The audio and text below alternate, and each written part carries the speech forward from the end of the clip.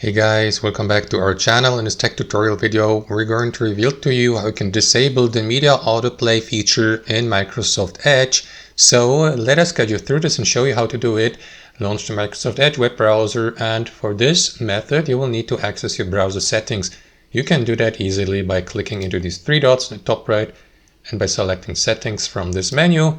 Inside your browser settings, head over to this section here on the left hand side called Privacy Search and Services, and after that click into Site Permissions here. And after that click into All Permissions, and here in the following menu scroll all the way down till you get to the Media Autoplay feature. There you go, click into it or onto that arrow down or arrow to the right icon here. And last but not least, here under this section, control if audio and video play automatically on site.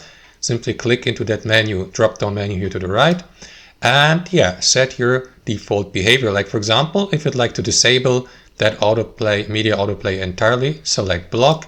If you'd like to enable or allow it, select allow.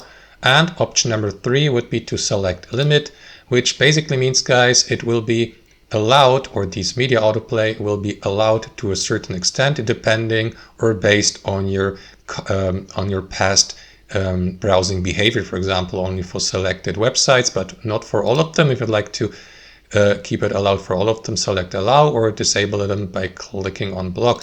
You may also select a custom behavior for specific sites, add them as an exception by clicking on add sites here and by entering the given URLs, destination pages URL here, so that the media on that given website may be enabled while you keep it blocked or limited for most or all websites you visit on Edge. So that's how you do it, guys. Hope you enjoyed this video, was helpful, got some real value from it, and we'll see you next time on our channel.